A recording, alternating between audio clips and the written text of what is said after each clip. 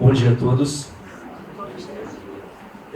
Bom, como vocês podem ver desde o momento que eu subi aqui em cima, tanto pelo figurino quanto pela tela, vocês podem tirar duas conclusões. Primeiro, eu sou advogado, e a segunda é que eu não sou adepto do MST, ainda estou vinculado aqui às transparências, né? Você podia ser um pastor. Pastor, corretor de seguro, etc. O pessoal confunde às vezes. Eu prefiro me manter na área jurídica mesmo. Bom, pessoal, eu acho que vou me colocar, realmente assumir a posição de provocador aqui, perturbador, como o Godinho comentou, e despertar aqui tentar despertar em vocês algumas consciências, porque a gente vive um momento de aculturamento com relação à proteção de dados pessoais. Tá? Eu intitulei essa palestra aqui de Sociedade da Informação e Privacidade na Lei de Proteção de Dados, porque pretendo, a agenda eu dividi em duas partes. A primeira é a gente entender como a gente chegou até aqui, o que é privacidade, por que a gente precisa discutir isso, e em segundo momento dar um panorama geral sobre a Lei de Proteção de Dados, que é uma tarefa para mim um tanto quanto desafiadora falar isso em tão pouco tempo. Acredito que eu tenho 30 minutos. Primeiramente, antes de começar, também agradecer a Todesca, agradecer ao pessoal do EDOC, o convite do Rodrigo Deda, que é o presidente da Comissão de Inovação da OAB, que me incumbiu de estar aqui hoje. Parabenizar também os palestrantes que me antecederam, foram muito boas exposições. E já que é para provocar, quero começar aqui com uma pequena tirinha, né? Uma conversa, um diálogo. Tudo bem? Tudo. Aí fica aquele momento de silêncio constrangedor. Bom, acho melhor você se informar melhor. Quero interagir um pouquinho com vocês. O que vocês extraem dessa tirinha, considerando o contexto de informação? Alguém tem alguma ideia? Bom, a gente vai chegar lá um pouquinho mais para frente, mas basicamente assim, a informação que eu quero deixar aqui para vocês é que muitas vezes nós, e a partir de agora eu vou chamar nós cidadãos, nós coletividade, como titulares de dados pessoais, nós muitas vezes não temos mais sequer o controle sobre as nossas próprias informações pessoais. Muitas vezes nossas informações estão na mão de terceiros que têm muito mais conhecimento sobre nós mesmos do que nós. Bom, vamos entender um pouquinho o contexto da privacidade, né? Eu vou fazer um pequeno apanhado histórico aqui. Em 1890, a gente tem o primeiro escrito jurídico a respeito da privacidade, que foi elaborado por Warren Brandeis, foi publicado pela Harvard Law, e eu vou me permitir também alguns anglicanismos aqui, apesar de não ser tão adepto também. Eles escreveram o artigo intitulado The Right to Privacy, que numa tradução livre seria o direito de ser deixado só. A preocupação desses dois autores na época era a nova ameaça tecnológica da época, que eram as câmeras fotográficas instantâneas. Peraí, 1890, câmeras instantâneas? Imagine se eles tivessem vivido na nossa época o pavor que assolaria esses dois, né? Porque agora a gente tem Polaroid, todo mundo tem um dispositivo no bolso aqui que pode fotografar, gravar, filmar a qualquer instante. Em 1948, temos dois marcos regulatórios bastante importantes, que é a Convenção Americana dos Direitos e Deveres do Homem e a Declaração Universal dos Direitos Humanos, que estabelecem que ninguém será sujeito a interferência na sua vida privada. Então fica reconhecido aqui um caráter americano, mas global também, né? A privacidade como um direito a ser tutelado, a ser preservado. Em 1950, alguns teóricos criaram a teoria dos círculos concêntricos, que aqui no Brasil foi trazido por alguns doutrinadores expoentes do direito civil. Só para eu mapear um pouquinho, quem que é da área jurídica aqui? Tem alguns colegas da Comissão de Inovação também presentes. Bacana. Vocês devem conhecer o Flávio Tartucci, o Galeano, né? Eles criaram essa teoria aqui, né? Eles criaram, e esses aqui tropicalizaram, né, essa teoria dos círculos concêntricos. Basicamente, essa teoria prevê que existem 3 grandes esferas de privacidade na nossa vida. A maior delas é a vida privada, e as menores são a intimidade e o segredo. Quanto menor o núcleo, mais íntimo, mais proteção essas esferas merecem, né? Então, a vida privada basicamente são informações que não são públicas, que estão relacionadas às nossas pessoas, mas não necessariamente eu precise de muita proteção para esses contextos, né? Já a vida íntima, eu só vou abrir para um círculo menor de pessoas ao meu redor, né? Provavelmente conhecidos, amigos, parentes, etc. E o segredo é a menor dessas esferas, que realmente, provavelmente nem para alguns familiares eu conte algumas coisas relacionadas à minha pessoa. Então, quanto menor o círculo, maior é a esfera de proteção. Então, aqui a gente tem a vida privada, a intimidade e o segredo. Tem alguns marcos. Agora, a gente dá um salto histórico aqui e traz a coisa, né, mais para o presente. Em 88, a gente teve a primeira Constituição brasileira, que é a Constituição de 88 ainda vigente, que trata expressamente do direito à privacidade, no artigo 5º, inciso 10. Em 93, o CDC trouxe o primeiro dispositivo legal, o artigo 43 do CDC, sobre banco de dados e a tutela de privacidade dos consumidores. Em 2011, duas leis importantes, porque elas se assemelham bastante é um projeto de lei de proteção de dados, como a gente tem hoje. Tem alguns pontos coincidentes aqui, tanto na lei do cadastro positivo quanto de acesso à informação.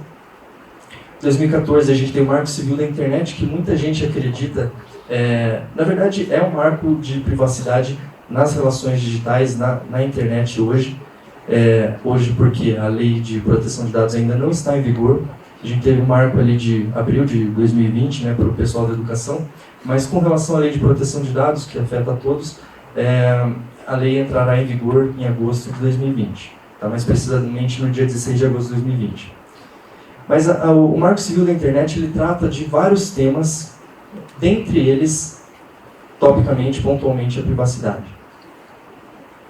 Em 2018, a gente tem a diretiva da União Europeia 679 de 2016, que entrou em vigor, tá, em maio de 2018. E esse foi um movimento em cadeia que fez a Lei de Proteção de Dados ser discutida no Congresso Nacional. Já existiam alguns projetos, mas eles foram praticamente reformulados para que a gente pudesse ter uma lei minimamente compatível com a Lei de Proteção de Dados da Comunidade Europeia. Por que isso? Porque isso é um bloco econômico, né, a União Europeia. E se a gente quiser transacionar os dados que nós temos aqui e comercializar de forma livre, de forma adequada com a União Europeia, nós vamos precisar de uma lei que seja reconhecida pela União Europeia como uma lei paritária, como uma lei que tem um grau de proteção similar a que eles oferecem, né? Porque senão a consequência do não reconhecimento da nossa lei como uma lei paritária, né, é a aplicação irrestrita da lei deles, e a nossa não vai ter validade para essas relações entre blocos econômicos. A LGPD, então, que é a Lei Geral de Proteção de Dados Pessoais, ela é a Lei 13.709, de 14 de agosto de 2018, foi aprovada nessa época. A gente tem também outro marco, que é a Medida Provisória 869, de 2018. Ela alterou diversos dispositivos da Lei de Proteção de Dados e criou, no papel, na teoria, a Agência Nacional de Proteção de Dados, que é o órgão que vai fiscalizar todas as atividades relativas, em tese deve fiscalizar, melhor dizendo, as atividades relativas à proteção de dados pessoais. Essa medida provisória ela já foi convertida em lei. A Lei 13.853 de 2019, é recente, é de julho, converteu em lei a medida provisória. E temos atualmente um projeto de emenda constitucional também, que é a 17 de 2019. Ela já foi aprovada pelo Senado, pelo plenário do Senado, e agora está em trâmite na Câmara dos Deputados, que pretende duas coisas, basicamente. Incluir a proteção de dados como um direito fundamental. Então, não só a privacidade, a vida privada, a intimidade, são direitos e garantias fundamentais, do mais alto grau, da mais alta estirpe, que é tutelada pela Constituição, mas também a proteção de dados pessoais está ganhando esse mesmo status, tá? E o segundo ponto é delimitar a competência privativa da União para tratar do tema da proteção de dados pessoais. Por que isso é importante? Porque se isso não constar da Constituição, Estados-membros, municípios, órgãos, autarquias, etc., também vão poder legislar, estabelecer procedimentos específicos com relação à proteção de dados. Isso não é interessante, considerando que a gente está tratando de uma lei que precisa ser reconhecida de forma global, né? Vejam, gente, a gente tem dados assustadores aqui. Em 1 minuto de internet, no ano de 2019, o que acontece? A gente tem 3,8 milhões de pesquisas no Google. A gente tem 18,1 milhões de SMS mandados. A gente tem 41,6 milhões de mensagens mandadas em aplicativos como WhatsApp e Messenger. Olha a globalização da comunicação aqui. Isso tudo é dado. Rolagens no feed do Instagram, 347 mil, em 1 minuto de internet. Então, por que a gente precisa, né? Por que a gente precisa tutelar dados, tratar de privacidade na nossa sociedade atual? Porque data is the new oil, né? Dados são o novo petróleo. Dado, informação, como já foi colocado aqui anteriormente, são um grande ativo financeiro para as empresas, para as organizações. E não é à toa que aquela sigla que o Godinho comentou, que eu não vou me lembrar agora, GAFA. Google, Facebook, Amazon, a Alphabet é da Google agora, Google adquiriu. Então, enfim, essas grandes companhias globais, elas não estão aí à toa. Elas têm grande gestão de informação, né, e estão preparadas para isso, e agora estão sofrendo algumas repercussões desse oligopólio de dados, né? Mas como diria o tio Ben, essa é uma citação que eu adoro, né? O tio do Homem-Aranha, com grandes poderes vêm grandes responsabilidades. Não basta apenas a gente tutelar, colher dados, tratar dados, realizar as nossas operações, nossas atividades com dados. A gente precisa mudar esse panorama, quebrar esse paradigma e dar efetiva proteção para os titulares, para nós, cidadãos, pessoas naturais. E a pergunta é, estamos realmente preparados? Quem aqui se sente preparado? Quem aqui conhece a lei de proteção? Quem aqui já ouviu falar da lei de proteção de dados? Uau, excelente. Quem aqui já parou para ler a lei de proteção de dados? Quem entende a lei de proteção de dados? Mas essa é uma pesquisa válida e ela retrata um pouquinho do que é esse dado aqui. Saiu na RIC+, no portal da R7. 2 startups de Curitiba aqui, Adopt Hurricane, elas fizeram uma pesquisa com aproximadamente 700 respostas e menos de 10%, 8% das empresas, elas se sentem totalmente preparadas para a lei de proteção de dados. Peraí, totalmente preparadas? Como que alguém se sente preparado para uma lei que não entrou em vigor ainda e a gente não sabe exatamente quais são as repercussões? O Godinho já matou a charada aqui no início, na largada. A gente só tem pergunta, a gente não tem resposta. Brincadeiras à parte, a gente tem resposta sim, não todas, naturalmente, até porque a gente vai entrar um pouquinho nos aspectos da lei e vocês vão ver como a questão está fluindo. Agora parto para a segunda parte da palestra, que é adentrar os conceitos aqui da Lei de Proteção de Dados. Bom, o que é?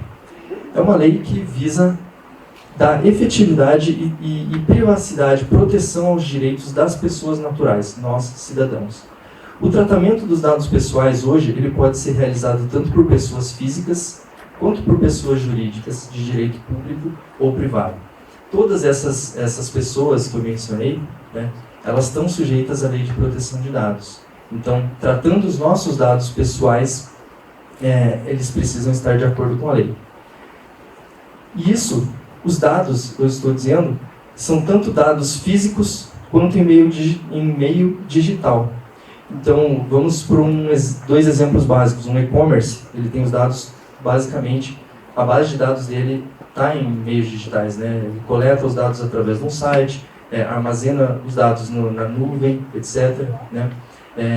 Instituições de ensino, como foi colocado aqui pelo Christian. Por vezes elas têm documentos físicos, né, que são entregues pelos alunos, etc., tem os arquivos, mas também tem outros dados que estão em base de dados digitais. A lei se aplica,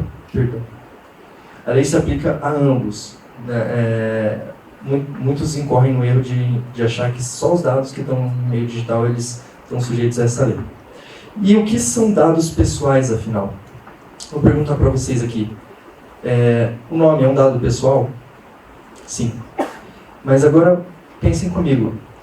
Na base de dados da Receita Federal, o nome João da Silva é um dado pessoal? Por quê? Não é exatamente porque ele é público, mas é porque é uma hipótese clássica de homônimo, né? João da Silva. Quantos João da Silva vão ter uma base de dados da Receita Federal? Milhares. Tem pendrive lá prontinho já. O João da Silva não é um dado pessoal nesse contexto, porque a gente não consegue identificar a pessoa a quem esse nome, a quem esse dado se refere. Então, dado pessoal é todo dado que torna alguém, uma pessoa, um indivíduo, identificado ou identificável. Então, o dado pessoal, ele depende de uma noção de contexto. Eu posso ter um dado pessoal, mas não saber a quem ele se refere, mas a partir do momento que eu cruzo essa informação com outros dados daquela mesma pessoa, eu torno ela identificável. Então, foi comentado ali do quebra-cabeça, né? Eu costumo também utilizar essa imagem.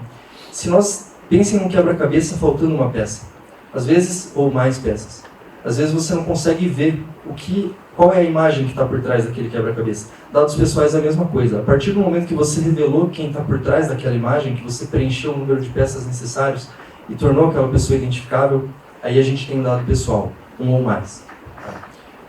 Bom, a lei existe para tutelar a liberdade das pessoas, privacidade, o livre desenvolvimento da personalidade da pessoa natural. E aqui a gente volta no conceito de sociedade da informação. Lembram da charge do começo? Muitas vezes as empresas têm mais informação sobre nós do que nós mesmos. E o que isso implica? Isso implica uma série de questões. Quem aqui já foi no Google e tentou pesquisar, fazer uma determinada pesquisa, e só encontrava algumas questões que estão relacionadas às suas pesquisas anteriores, etc. E você não conseguiu encontrar aquilo que você realmente estava procurando. Por quê? Por que isso acontece? Porque a gente está em bolhas informacionais.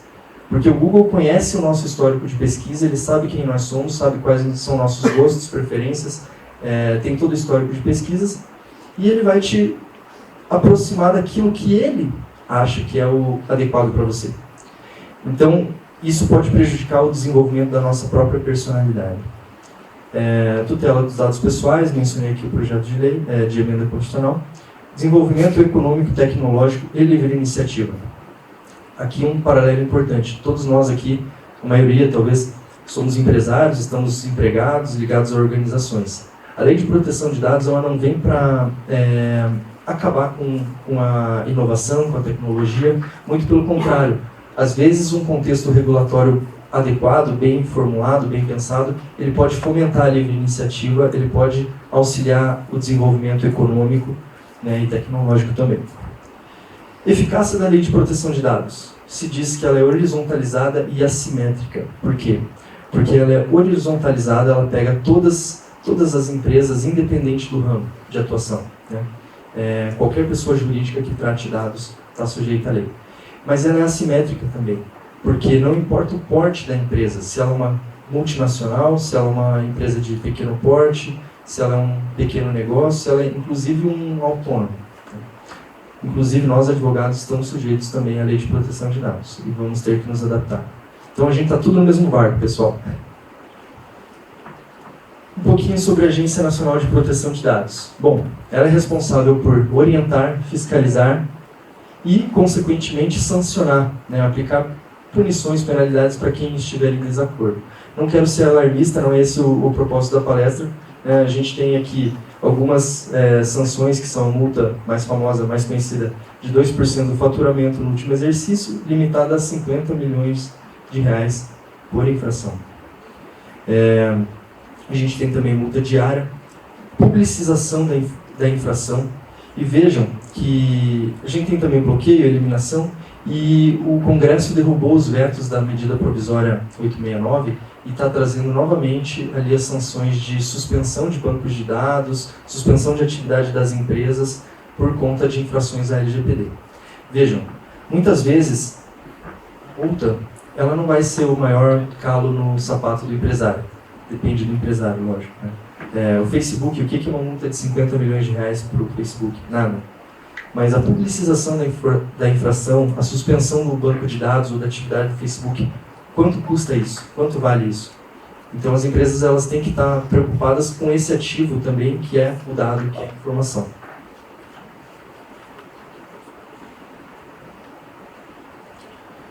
Bom, vou tratar aqui rapidamente da aplicabilidade.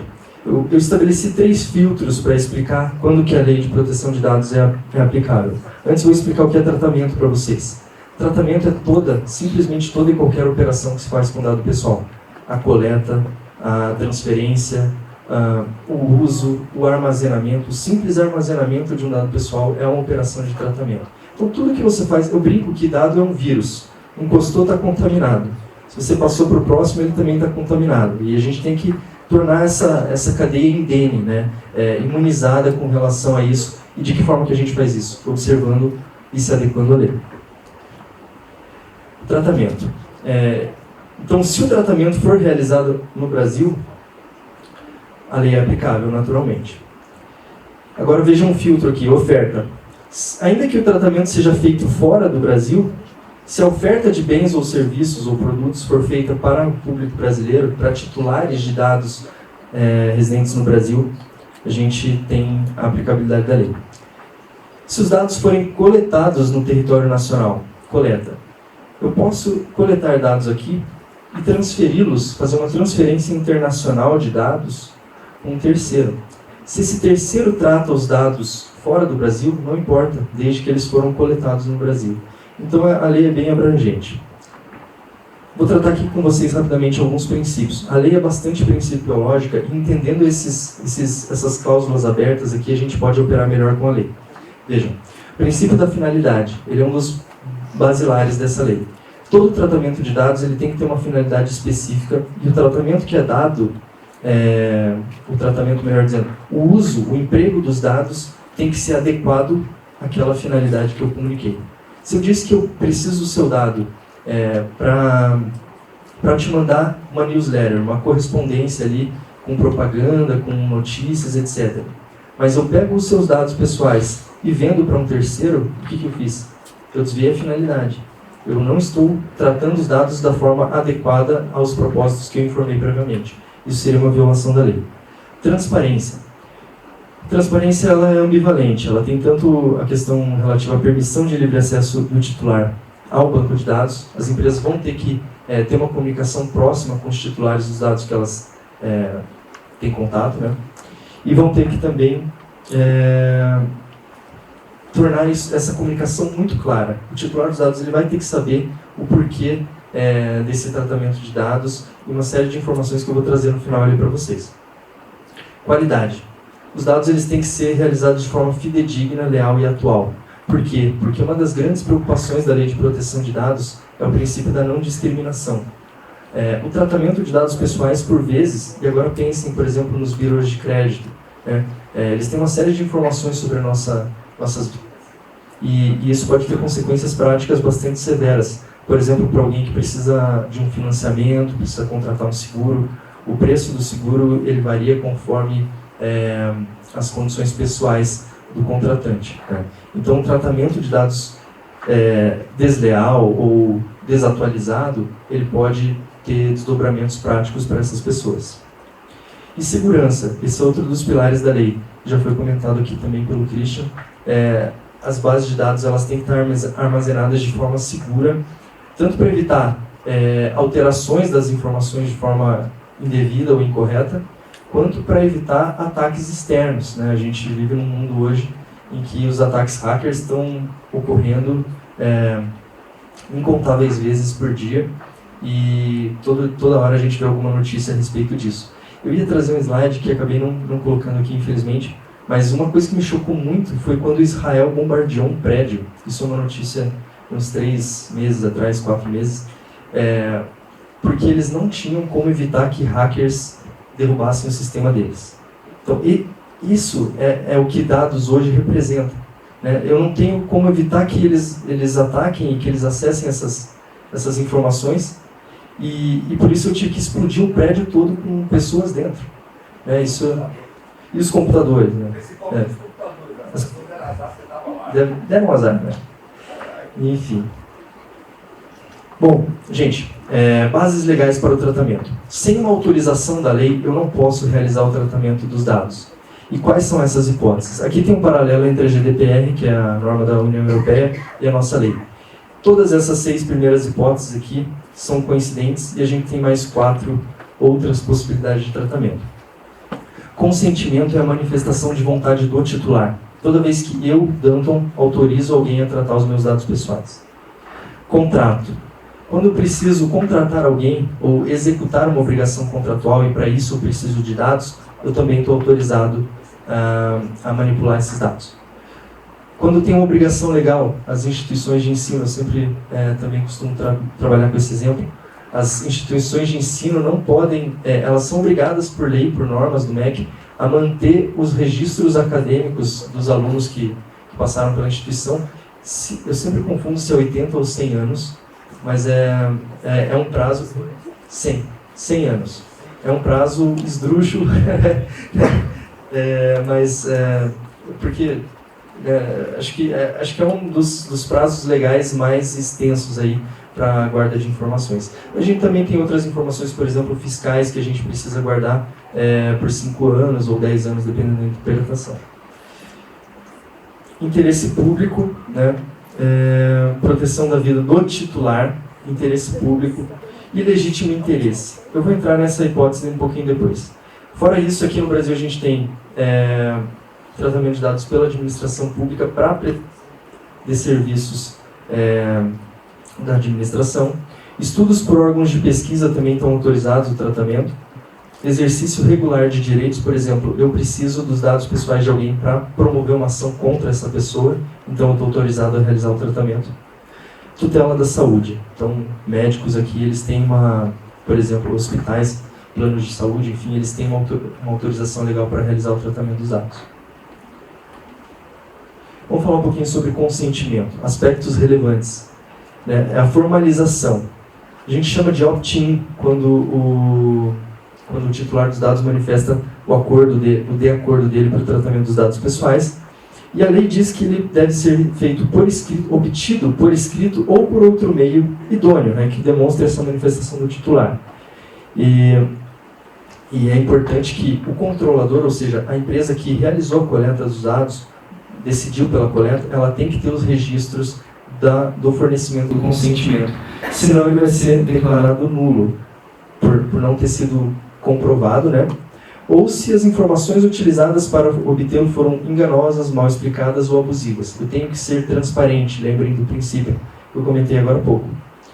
Dados sensíveis. A gente tem 3 classificações de dados pessoais na lei. Os dados pessoais, nome, endereço, CPF, etc., tudo que remeta a uma pessoa. Temos os dados sensíveis, que são informações mais partindo para aquela esfera os 3 círculos concêntricos, mais para a esfera do segredo agora, seria convicções religiosas, políticas, filosóficas, vida sexual, raça, cor, etnia, dados biométricos, por exemplo, cor do cabelo, cor da pele, retina, etc., digitais, né? Isso são dados sensíveis e eles precisam de um tratamento específico, especializado pela lei. O tratamento de dados sensíveis exige o consentimento específico do titular. Dados de menores, crianças e adolescentes, né, que estão sujeitos ao ECA. O tratamento deve ser sempre realizado no melhor interesse do menor e mediante um consentimento específico em destaque fornecido pelos pais ou responsáveis legais, né. Instituições de ensino, por exemplo, que lidam com menores precisam estar bem atentas a esse ponto aqui. E o consentimento ele pode ser a qualquer momento revogado pelo titular. A qualquer momento eu posso falar para a empresa: eu não quero mais. Todas as empresas que tratam dados com base no consentimento, eu posso pedir, posso manifestar a revogação do consentimento para que, a partir daquele momento, eles não tratem mais, não realizem mais o tratamento dos meus dados. Legítimo interesse. Outra das hipóteses de tratamento, né? O legítimo interesse é uma expectativa.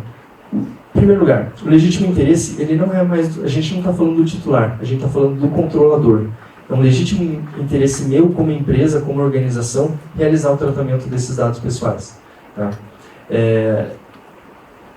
Quando que é possível aferir esse legítimo interesse? Quando está ligado à atividade econômica normal da empresa. Por exemplo, um varejo, realiza uma operação comercial com uma pessoa, com um titular. Será que é do interesse legítimo dessa empresa direcionar publicidade para esse titular que já teve um relacionamento prévio? Acredito que sim, seja um interesse legítimo. Será que isso pode ser esperado? Será que essa é uma expectativa da pessoa, do titular dos dados, receber publicidade de alguém que ele já teve uma relação comercial prévia? Acredito que também seja plausível. Então a gente começa a pensar aqui em finalidades presumidas, contratos relacionais, e para que a gente possa justificar o legítimo interesse, a gente precisa fazer um teste de ponderação sobre essas legítimas expectativas e a esfera de interferência na privacidade do titular. Tá? Todas as empresas, todas as organizações que fundamentarem seus atos de tratamento no legítimo interesse precisam fazer o relatório de impacto à proteção de dados pessoais. Para quê? Para justamente informar qual é o passo a passo que vocês chegaram na conclusão de que o interesse é legítimo ou não. Tá? Finalizando aqui, a gente propõe algumas medidas de adequação, né, para as empresas, e isso, a lei de proteção de dados não é uma tarefa simplesmente do jurídico. A gente fala de uma lei interdisciplinar, multidisciplinar, né, que o jurídico vai precisar conversar, expor esses aspectos legais para a equipe, gestores, executivos, principalmente de alta gestão, que internalizem essa cultura de proteção de dados e repassem para os demais colaboradores e setores da empresa, mas também do pessoal de segurança da informação. A PSI, a Política de Segurança da Informação, é essencial para que a lei seja bem implementada nas organizações. Então aqui algumas propostas, né? Autoconhecimento é tudo. Então a gente precisa fazer um mapeamento e auditoria dos dados que tramitam nas nossas empresas. Eu brinco para a gente fatiar o problema. Vamos setorizar os processos internos da empresa. Vamos pegar o RH, vamos pegar o comercial, o marketing, vamos ver quais dados tramitam ali, quais dados são realmente essenciais para isso. Né? Tem outro princípio da lei que é o da minimização. Eu só posso tratar os dados absolutamente necessários para chegar naquela finalidade que eu estou me propondo. Não posso simplesmente pedir a ficha corrida da pessoa, eu uso 1, 2, 3 dados ali para mandar um newsletter, um e-mail. Né? Eu preciso minimizar o tratamento. Então, isso passa por um processo de autoconhecimento, auditoria, para a identificação do ciclo de vida dos dados pessoais em todos os processos organizacionais. Adequação dos processos internos a fim de validar normas e finalidades de tratamento, sobretudo com relação à adequação às bases legais. O que isso quer dizer? Eu preciso ver qual é a hipótese de tratamento mais adequada para o meu negócio. Será que eu posso... Deixa eu voltar aqui um pouquinho. Opa. Será que eu preciso pedir para o titular o consentimento para fazer o tratamento dos dados pessoais? Ou será que, por a gente ter um contrato, eu posso realizar o tratamento tranquilamente?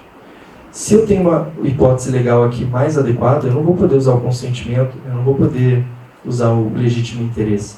Né? Então, essa análise deve ser feita.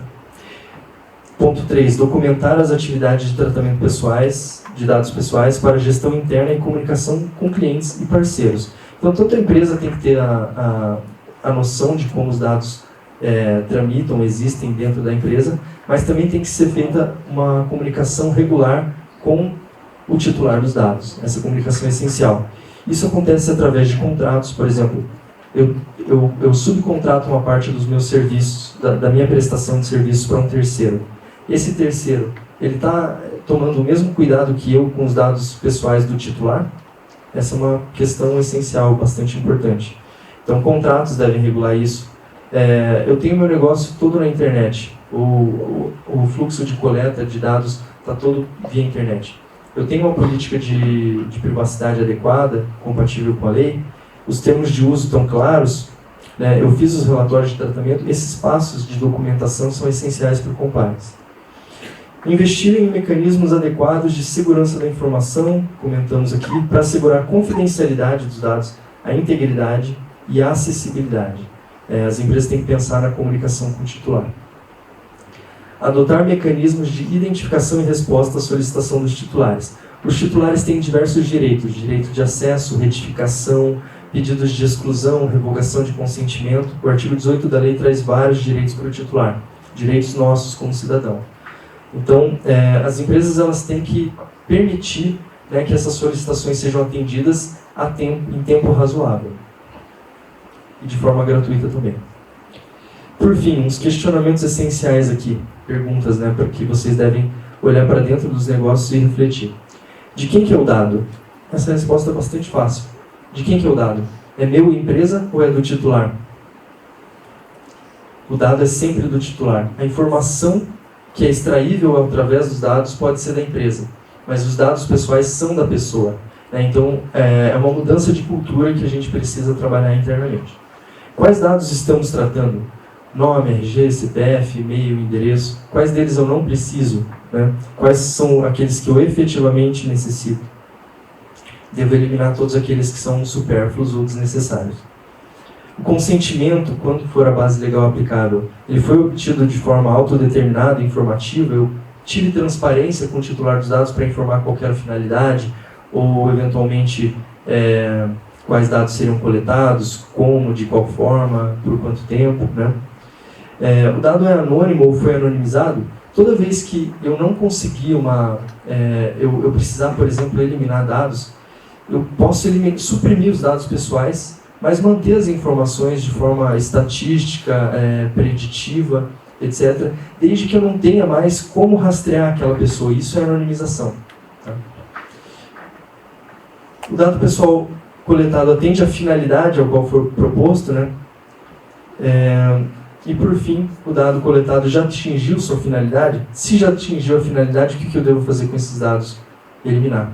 Eu não posso manter uma base de dados. Isso é bastante importante e reflete bastante na atividade do pessoal de segurança da informação, do pessoal de tecnologia, de TI. Eles precisam atentar ao fato de que os backups, eles também são bases de dados. Então, onde estão meus dados? Às vezes eles não estão só no sistema da organização, eles estão replicados em terceiros, estão em bancos de dados externos, em nuvens, em vários backups que estão lá e continuam lá. Se algum titular pedir, por exemplo, a revogação do consentimento, manifestar a revogação do consentimento, eu precisar excluir os dados, eu preciso necessariamente checar todos os locais onde os dados estão, inclusive os backups. Tá? Gente, é o que eu tinha para colocar, ficou aberto a perguntas também para o final. Muito obrigado.